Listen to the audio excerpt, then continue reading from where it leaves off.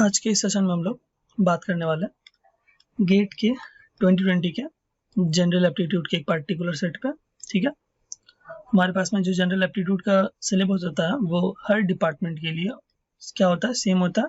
आप किसी भी डिपार्टमेंट से हो, आपके लिए यूजफुल होने वाला है ये लेक्चर। ठीक है, ऑल्दो हमारे पास में ये वाला जो सेट है ये सिविल इंजीनियरिंग के पहले वाले पेपर में पूछा गया था। ठीक है, चलिए तो स्टार्ट करते हैं हमारे पहले क्वेश्चन से। यहाँ पर मैं जो हमारा इंग्लिश ग्रामर का टिपिकल वाला पार्ट है वो मैं नहीं डील करूंगा, उसके अलावा जो हमारे पास बाकी क्वांट के क्वेश्चन है मैं सिर्फ उन्हें सॉल्व करूंगा। ठीक है, चलिए जो हमारा पहला क्वेश्चन है ये हमारे पास में सिंगल मार्क के लिए पूछा गया था ये क्वेश्चन। ठीक है, और ये क्वेश्चन हमारा कोडिंग डिकोडिंग के पार्ट से है। देखते हैं इस क्वेश्चन को। इफ 0 1 2 ...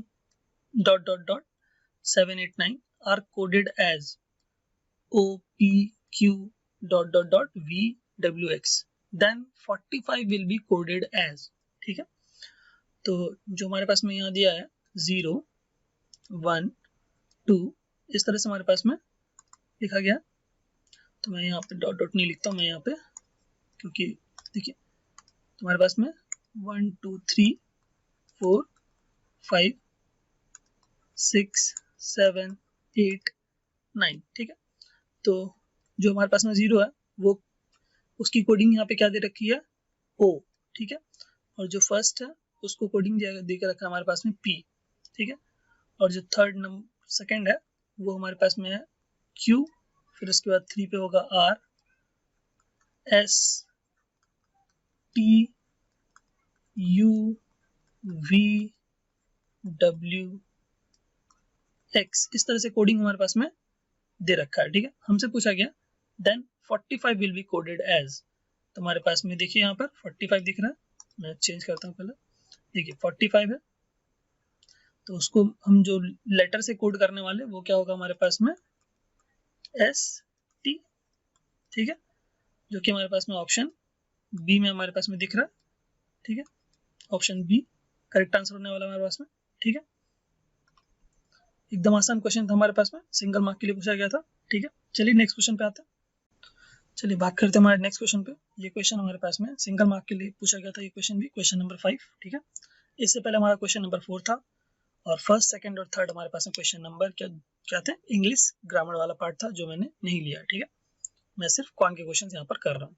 ओके, चलिए तो हमारे पास में ये जो क्वेश्चन है देखते हैं इसको। The sum of 2 positive numbers is 100। ठीक, तो मान लेते कोई भी 2 positive number x plus y equal to 100 हमारे पास में दे रखा है। ठीक है, चलिए after subtracting 5 from each number, तो अगर हम दोनों में से 5 को घटा दें, ठीक है, the product of the resulting number is 0। इनका प्रोडक्ट क्या दे रहा है हमें, 0 दे रहा है। ठीक है, इनका प्रोडक्ट तो मैंने मल्टीप्लाई दे दिया यहाँ पर। ठीक, one of the original number is, तो हमारे पास में जो नंबर है x और y ओरिजिनल नंबर, उनमें से कोई एक नंबर में पूछा गया क्या होगा। ठीक है, चलिए तो आई होप क्वेश्चन तो आपको क्लियर हुआ होगा। देखिए अब सॉल्यूशन कैसे करने वाले, देखिए तो हमारे पास में ये वाला जो यहाँ पर दे रखा है गिवन हिंट, ठीक है, x minus y into y minus 5 equal to 0। इसका मतलब क्या है, यहाँ से आप क्या इंटरप्रेट कर सकते हो कि या आइदर दिस नंबर और दिस नंबर, ठीक है, कोई एक 0 होने वाला। ठीक है, या तो x माइनस 5 0 होगा, या तो और y माइनस 5 इक्वल टू 0। ठीक है, तभी हमारे पास में रिजल्टेंट इसका क्या आएगा, 0 आएगा। ठीक है, या तो x माइनस 5 0 होगा, या तो y माइनस 5 0 होगा, तभी हमारे पास में रिजल्टेंट क्या आने वाला है, 0 आने वाला है। इतना तो क्लियर है। ठीक है, चलिए ये अगर आपको क्लियर हो गया तो आपको थोड़ा आइडिया लग गया होगा कि इन दोनों में से कोई एक नंबर तो हमारे पास में क्या है, 5 है, तभी तो 0 हो रहा है। देखिए अगर मैं बोलूं कि हमारे पास में आइदर दिस और दिस इक्वल टू 0 है, तो हमारे पास में मैं बोल सकता हूँ या तो x इक्वल टू 5 होगा या y इक्वल टू 5 होगा। ठीक है, अब अगर आप सपोज करिए x इक्वल टू 5 ही है, ठीक है, अगर मैं बोलता हूँ x इक्वल टू 5 है तो y इक्वल टू क्या हो जाएगा हमारे पास में, देखिए तो यहाँ से आ जाएगा हमारे पास y इक्वल टू 95, ठीक है। और अगर आप y को 5 लेते तो x आता है 95, ठीक है। दैट मीन्स जो नंबर होंगे 5 और 95, ठीक है। x की वैल्यू 5, y की वैल्यू 95 या फिर वाइस वर्सा, ठीक है। बात क्लियर है? तो हमारे पास में दो में से कोई एक नंबर क्या होगा, 95 होगा, तभी ऐसा पॉसिबल होगा, ठीक है। ऑप्शन डी जो हमारे पास में है वो क्या होने वाला है, करेक्ट आंसर होने वाला है, ठीक है। आई होप है ये जो क्वेश्चन था आपको क्लियर हुआ होगा, ठीक है। चलिए बात करते हैं नेक्स्ट क्वेश्चन पे। चलिए बात करते हैं हमारे नेक्स्ट क्वेश्चन पे। ये क्वेश्चन हमारे पास में 2 मार्क के लिए पेपर हुआ था, ठीक है। देखते हैं इस क्वेश्चन को। पैराग्राफ बेस्ड क्वेश्चन हमारे पास में। The American psychologist Howard Gardner expounds that human intelligence can be subcategorized into multiple kinds, ठीक है। हमारे पास में एक अमेरिकन साइकोलॉजिस्ट है हॉवर्ड गार्डनर, जो एक्सप्लेन कर रहे हैं कि जो ह्यूमन इंटेलिजेंस हमारे पास है वो क्या है, बोल रहे हैं कि उनको ह्यूमन इंटेलिजेंस को हम लोग क्या कर सकते हैं, सब कैटेगराइज कर सकते हैं, ठीक है, मल्टीपल काइंड्स में, in such a way that the individuals differ with respect to their relative competence, ठीक है। जो इंडिविजुअल है वो एक दूसरे से अलग है, ठीक है, in relative to the competence in each kind. Based on this theory modern educationists insist on prescribing multi-dimensional curriculum and evaluation parameters that enables development, assessment and multiple intelligence। तो इस थ्योरी के हिसाब से मॉडर्न एजुकेशनिस्ट जो हमारे पास है वो क्या इंसिस्ट कर रहे हैं हमारे पास में, कि जो हमारा मल्टी डायमेंशनल क्यूरिकुलम है वो इसको और इसके इवेल्यूएशन पे काम कर सकता है, ठीक है। तो हमारे पास में जो ऑप्शंस है उनको हम लोग देखते हैं। तो पहला ऑप्शन हमारे पास में है हॉवर्ड गार्डनर इंसिस्ट। तो पहली बात तो हमारे पास में हॉवर्ड गार्डनर इंसिस्ट कर ही नहीं रहे, ठीक है। तो ऑप्शन ये तो पहले ही गलत हो गया। हमारे पास इंसिस्ट कौन कर रहा है, मॉडर्न एजुकेशनिस्ट, ठीक है। तो पहला ऑप्शन तो हम वैसे ही बाहर कर सकते हैं, ठीक है। Howard Gardner wants to develop and assess the theory of multiple intelligence। क्या ऐसा पैराग्राफ में बोला गया? नहीं, बिल्कुल नहीं बोला गया। हॉवर्ड गार्डनर तो हमारे पास में एक्सपाउंड कर रहे, दैट मींस एक्सप्लेन कर रहे हैं किसे, ह्यूमन इंटेलिजेंस को, ना कि मल्टीपल इंटेलिजेंस को, ठीक है। सॉरी मैं इसको काट नहीं सकता, ठीक है। चलिए थर्ड वाला जो ऑप्शन हमारे पास है वो modern educationist wants to develop and assess the theory of multiple intelligence. नहीं, वो तो इंसिस्ट कर रहे हैं, ठीक है। तो जो चौथा ऑप्शन हमारे पास देखिए, modern educationist insist that the teaching curriculum and evaluation needs to be multidimensional, ठीक है। इस बारे में और उसमें मॉडर्न एजुकेशनिस्ट इंसिस्ट कर रहा है, ठीक है। तो ऑप्शन डी जो हमारे पास में है वो क्या होने वाला है, करेक्ट आंसर होने वाला है, ठीक है। चलिए बात करते हैं नेक्स्ट क्वेश्चन पे। चलिए बात करते हैं हमारे नेक्स्ट क्वेश्चन पे, जो कि हमारे पास में क्वेश्चन नंबर 7, और ये हमारे पास में 2 मार्क के लिए पेपर हुआ था क्वेश्चन, ठीक है। क्वेश्चन हमारे पास में 5 friends P Q R S and T, ठीक है, वेंट कैंपिंग। हमारे पास में 5 फ्रेंड है P Q R S and T, ठीक है। जो लोग हमारे पास में क्या कर रहे हैं, कैंपिंग के लिए बाहर जा रहे हैं, ठीक है। At night they had to sleep, रात हुई है तो उनको सोना तो पड़ेगा ही, in a row inside the tent. और वो लोग कहाँ सो रहे हैं, एक टेंट के अंदर सो रहे हैं, वो भी किस ओरिएंटेशन में, रो, ठीक है। P, Q and T refuse to sleep next to R। या मैं इसको क्लियर कर देता हूँ, ठीक है, जैसे कि आपको क्लियर हो। P, Q and T refuse to sleep next to R। तो हमारे पास में यहाँ पर मैं लिखता हूँ पहला point, P, Q and T जो हमारे पास में है वो क्या है, R के नेबरहुड में सोना नहीं चाहते हैं, ठीक है। मैं क्रॉस कर दे रहा हूँ यहाँ पर।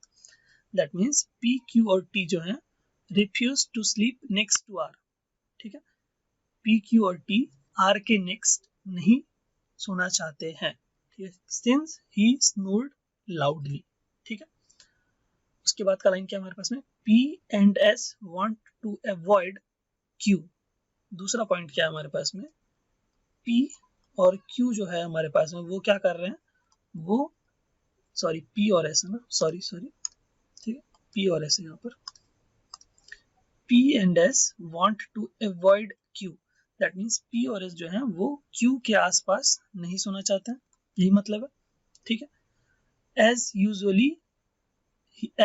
usually hugged people in sleep. क्यों? क्योंकि वो जब सोते टाइम क्या करता, पीपल को हग करता है। ठीक है, चलिए तो हमारे पास बोला गया है assuming everyone has satisfied with the sleeping arrangement, what is the order in which they slept। ठीक है, तो हमारे पास में ऑर्डर ऑलरेडी हमारे पास में यहाँ पर गिवन है ऑप्शंस में, तो अगर हम सिर्फ ऑप्शंस के थ्रू भी जाएंगे तब भी हमको आंसर मिलने वाला है। ठीक है, ये बात तो क्लियर है। तो हम लोग क्या करते हैं, इन चार ऑप्शंस में से कोई एक ऑप्शन करेक्ट है। ठीक है, तो हम ये अगर चेक कर लें कि इन चार ऑप्शन में से जो भी ऑप्शन इन दोनों क्राइटेरिया को सेटिस्फाई करेगा वही आंसर होने वाला है। बिल्कुल सही बात। और इन चार ऑप्शन में जो कोई भी अगर एक ऑप्शन हमारे पास में अगर इन दोनों कंडीशन को सेटिस्फाई नहीं करता तो ऑलरेडी वो आंसर नहीं आने वाला है। ठीक है, तो पहले हम ऑप्शन ए को चेक करते हैं। ठीक है, देखिए ऑप्शन ए हमारे पास में क्या है, R S P T Q. ठीक, तो ये जो पहला ऑप्शन है इस पे हम क्या करते हैं, ये जो पहला वाला कंडीशन है इसको चेक करने की कोशिश करते हैं क्या ये सेटिस्फाई कर रहा है या नहीं कर रहा है। ठीक है, तो हमारे पास में यहाँ पर देखिए ऑप्शन ए में हमारे पास में जो आर है वो यहाँ पर है और पी क्यू और टी हमारे पास में यहाँ पर है। दैट मीन्स पहला वाला जो है जो कंडीशन हमारे पास में फर्स्ट कंडीशन वो सेटिस्फाई हो रही है यहाँ पर, दैट इज पी टी और क्यू आर के आसपास नहीं है। ठीक है, तो पहला वाला कंडीशन तो सेटिस्फाई हो रहा है ऑप्शन ए में। ठीक है, दूसरे वाले कंडीशन पे आते हैं, दैट इज पी और एस क्यू के आसपास नहीं होने चाहिए। तो पी और एस यहाँ पर देखिए, पी और एस मैं कलर चेंज करता हूँ। ठीक है, देखिए दूसरा वाला कंडीशन मैं चेक कर रहा हूँ, पी और एस क्यू के आसपास नहीं होनी चाहिए। तो क्यू तो यहाँ पर है, पी और एस क्यू के आसपास नहीं है। ठीक है, पी और एस क्या चाहते थे, क्यू को अवॉइड करना चाहते थे, तो ये ऑलरेडी यहाँ पर अवॉइड है। दैट मीन्स ऑप्शन ए जो है वो करेक्ट है, दोनों ही कंडीशन सेटिस्फाई हो रही हैं ऑप्शन ए के लिए। ठीक है, तो हम बोल सकते हैं आंसर ये है, लेकिन अगर आप चेक करना चाहते हो आप बी भी चेक कर सकते हैं। देखिए कैसे चेक करते हैं, अब हम ऑप्शन बी को चेक करते हैं। देखिए ऑप्शन बी हमारे पास में है S P R T Q. देखिए अब इसको चेक करते हैं, इस पे दोनों कंडीशन हम चेक करते हैं कि क्या दोनों कंडीशन इस पे बैठ रहा है या नहीं बैठ रहा है। ठीक है, चलिए देखिए हमारे पास में क्या बोला गया था, पी पी क्यू और टी, पहला वाला कंडीशन क्या था, पी क्यू टी आर के आसपास नहीं होनी चाहिए। तो आर के नेक्स्ट पी क्यू और टी नहीं होने चाहिए। यहाँ पर तो आर के नेक्स्ट टी है और आर के नेक्स्ट पी भी है। दैट मीन्स ये तो बिल्कुल पहले वाले कंडीशन को ही सेटिस्फाई नहीं कर रहा है। ठीक है, तो ये तो ऑलरेडी आंसर नहीं हो सकता क्योंकि ये पहले वाले कंडीशन को सेटिस्फाई नहीं कर रहा है। ठीक है, वायलेट कर रहा है पहले वाली कंडीशन को। दैट मीन्स ऑप्शन बी का आंसर नहीं है। ठीक है, अब चलिए ऑप्शन सी को अगर आप चेक करते हैं, देखिए Q R S P T. ठीक, चलिए ऑप्शन सी को अगर हम देख रहे हैं, ऑप्शन सी को अगर हम पहले वाले कंडीशन के थ्रू चेक करना चाहते हैं तो देखिए पी क्यू और टी, ठीक है, वो क्या होने चाहिए, आर के आसपास नहीं होने चाहिए। पी और क्यू तो सॉरी पी और टी तो हमारे पास ठीक है वो आर के आसपास नहीं है, बट जो क्यू है वो आर के एकदम नेक्स्ट पहले है। दैट मीन्स ये पहले वाले कंडीशन को सेटिस्फाई नहीं कर रहा है, जो पहला वाला हमारे पास में कंडीशन था उसको ही सेटिस्फाई नहीं कर रहा है। दैट मीन्स ऑप्शन सी भी गलत है। अगर आप सिमिलरली ऑप्शन डी को भी चेक करेंगे तो वो भी हमारे पास में गलत है यहाँ पर। ठीक है, तो ऑप्शन इस तरह से हमारे पास में ऑप्शन ए जो है वो करेक्ट है। ठीक है, तो इधर आप ऑप्शन के थ्रू जा सकते थे या फिर आप खुद भी चेक कर सकते, यहाँ पर सेटिंग अरेंजमेंट का रूल लगा के बना सकते थे। ठीक है, चलिए आई होप क्लियर हुआ होगा। चलिए बात करते हैं हमारे नेक्स्ट क्वेश्चन पे जो कि हमारे पास में है क्वेश्चन नंबर 2 मार्क्स के लिए पूछा गया क्वेश्चन नंबर 8। ठीक है, इंसर्ट 7 नंबर्स बिटवीन 2 and 34। ठीक है, तो हमारे पास में 2 और 34 के बीच में 7 नंबर्स हमें इंसर्ट करने हैं, 1 2 3 4 5 6 7। ठीक है, such that resulting sequence including 2 and 34। ठीक है, हमें एक सीक्वेंस बनाना है जिसमें 2 और 34 इंक्लूड हो, इज एन अरिथमेटिक प्रोग्रेशन। ठीक है, तो हमारे पास में ये जो 2 से लेकर 34 तक का जो सीक्वेंस बनेगा, यहाँ पर अभी हम 7 नंबर जो है इंसर्ट करेंगे, क्या होना चाहिए सीक्वेंस, अरिथमेटिक प्रोग्रेशन में होना चाहिए। ठीक है, the sum of these inserted 7 numbers is, in 7 numbers का सम क्या होगा जो हम इंसर्ट करने वाले हैं अब। ठीक है, देखिए तो अगर हम सपोज करिए हमारे पास में यहाँ पर हम यहाँ पर 6 डाल देते हैं, 2 और इसमें 4 ऐड करना। ठीक है, 6 और 4 10, 10 4 14, 14 4 18, 18 और 4 22, 22 4 26 और 26 और 4 30 और 30 और 4 34। दैट मीन्स जो हमने यहाँ पर अभी जो सीक्वेंस लिखा है, देखिए सब में क्या हो रहा है, 4 का डिफरेंस है, इनके बीच भी 4 का डिफरेंस है, इनके बीच भी 4 का डिफरेंस है, इनके बीच भी 4 का डिफरेंस है। ठीक है, तो एपी हमारे पास में फॉर्म हो रहा है यहाँ पर। ठीक है, दैट मीन्स हमारे पास में एपी सेटिस्फाई हो रहा है, तो हमारे पास में पहला कंडीशन भी सेटिस्फाई हो गया। अब हमारे पास में क्या बोला गया, the sum of these inserted 7 numbers. ठीक है, हमें बोला गया है ये जो नंबर्स हमारे पास हमने इंसर्ट किया है, ये नंबर्स इंसर्ट किए हैं, that is 6 plus 10 plus 14 plus 18 plus 22 plus 26 plus 30, ये हमें बताना है। ठीक है, तो हम क्या करेंगे, सीधा जो हमारे पास में एपी का सम कैसे निकालते हैं हम लोग, ये वाला फॉर्मूला देखिए, ऐसे आपको याद होगा, यहाँ पर एक सेकेंड, यहाँ पर क्या होता है हमारे पास में n/2 into 2a plus n-1 into D होता है। ठीक है, तो हमारे पास में कितने टर्म है यहाँ पर, 7 टर्म्स है, तो 7/2 इंटू 2 इंटू ए, 2 इंटू ए हमारे पास में 6 है, तो हमारे पास में 2 into A plus n-1 that is 7 - 1 6 और डी की वैल्यू है 4। ठीक है, चलिए अब मैं इसको इरेज कर देता हूँ जिससे कि क्लियर हो। तो हमारे पास में यहाँ पे सम क्या आएगा, मैं ऊपर लिख रहा हूँ। ठीक है, 7/2 12 प्लस 24। ठीक है, तो क्या आ जाएगा, 7/2 इंटू 24 और 12 को जोड़ेंगे तो हमारे पास में आएगा 36 और हमारे पास में 18 आएगा और 18 सत्ते हमारे पास में 126 होता है। ठीक है, तो हमारे पास में ये जो नंबर है, इन 7 नंबर्स का सम कितना होगा हमारे पास में, 126। ठीक है, तो काफी आसान सा क्वेश्चन था, सिर्फ हमें क्या करना था, एपी बनाना था यहाँ पर, इंक्लूडिंग 2 और 34 के साथ में हमें क्या बनाना था, एपी बनाना था, लेकिन हमें जो सम बोला गया था वो सिर्फ इन 7 नंबर्स का ही सम बोला गया था। ठीक है, चलिए आई होप ये क्वेश्चन क्लियर हुआ होगा। चलिए बात करते हैं हमारे नेक्स्ट क्वेश्चन पे। ये क्वेश्चन हमारे पास में है क्वेश्चन नंबर 9th वन। ठीक है, ये भी क्वेश्चन हमारे पास में 2 मार्क के लिए पूछा गया था। क्वेश्चन हमारे पास में यूनिट प्लेस बताना है हमें इस बड़े से नंबर का, उस पे पावर हमारे पास में है 110016। ठीक है, तो ये जो बड़ा नंबर हमारे पास में दे रखा है 265911749, तो हमें इस पूरे बड़े नंबर की जरूरत नहीं है, हमें सिर्फ इसका यूनिट वाला जो नंबर है इसकी जरूरत है। इस पे जो पावर चढ़ाया गया हमारे पास में वो देखिए 110016। ठीक है, तो इस नंबर को भूल जाइए, जो हमारे पास में यूनिट डिजिट वाला नंबर है उस पे सिर्फ हम पावर हम ये लिख देते हैं। इसका जो यूनिट डिजिट का नंबर होगा will be similar to that of 9^110016।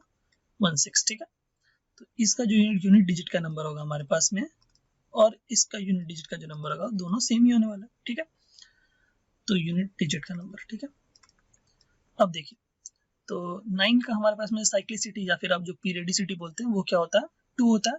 कैसे, 9^1 हमारे पास में 9 आएगा, जब आप 9 का स्क्वायर करोगे तो 81 आएगा, जब आप 9 का क्यूब करने वाले हमारे पास तो हमारे पास में आने वाला 729। ठीक है, तो हमारे पास में देखिए यूनिट डिजिट हमारे पास में क्या रिपीट हो रहा है, 91, फिर से उसके बाद आएगा 91। दैट मीन्स हमारे पास में हर 2 के बाद क्या हो रहा है, रिपीट हो रहा है। दैट इज साइक्लिसिटी हमारे पास में क्या आ जाएगी, 2। ठीक है, अगर आपने हमारा यूनिट डिजिट का जो मैंने कंसेप्ट बताया वो ऑलरेडी हमारे प्लेलिस्ट में आपको मिल जाएगा। ठीक है, आप सिर्फ unit digit by get digit लिखेंगे तो भी आपको यूट्यूब पे मिल जाने वाला है। ठीक है, तो वहां पर मैंने ऑलरेडी हर एक डिजिट जो हमारा यूनिट डिजिट का जो कंसेप्ट है वहां पर मैंने डील किया हुआ है और उससे रिलेटेड मैंने बहुत सारे क्वेश्चंस भी करा रखे हैं। ठीक है, चलिए तुम्हारे साथ यहाँ साइक्लिसिटी जो है वो क्या आ रही है, 2 आ रही है। तो साइक्लिसिटी को हम क्या करने वाले हैं, जो पावर हमारे पास में है 110016, इसको साइक्लिसिटी से डिवाइड करेंगे। ठीक है, तो हमारे पास में देखिए क्या आ रहा है, 2 5 10। ठीक है, फिर 2 5 10। ठीक है, यहाँ 0 आ गया, तो यहाँ भी 0 आएगा, यहाँ 1, यहाँ 6, ठीक है।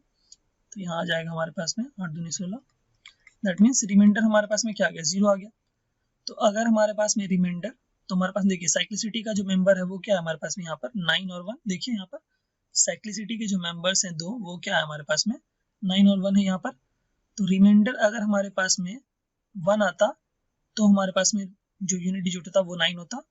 रिमाइंडर अगर हमारे पास में 0 आएगा तो वो हमारे पास, तो जो हमारे पास में 1 है वो क्या होगा, यूनिट डिजिट होगा, ठीक है। तो यहाँ पर हमारे पास में रिमाइंडर क्या आया है, रिमाइंडर 0 आया है, दैट मीन्स यूनिट डिजिट पे हमारे पास में 1 आने वाला है, ठीक है, जो कि आंसर होने वाला है।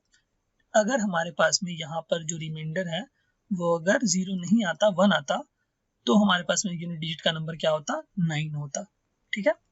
क्लियर हो गया। तो हमारे पास में यहाँ पर रिमाइंडर 0 आ गया, तो हम बोल सकते हैं कि जो साइक्लिसिटी का लास्ट मेंबर है दैट इज 1, वो हमारे पास में यूनिट डिजिट होने वाला है, ठीक है।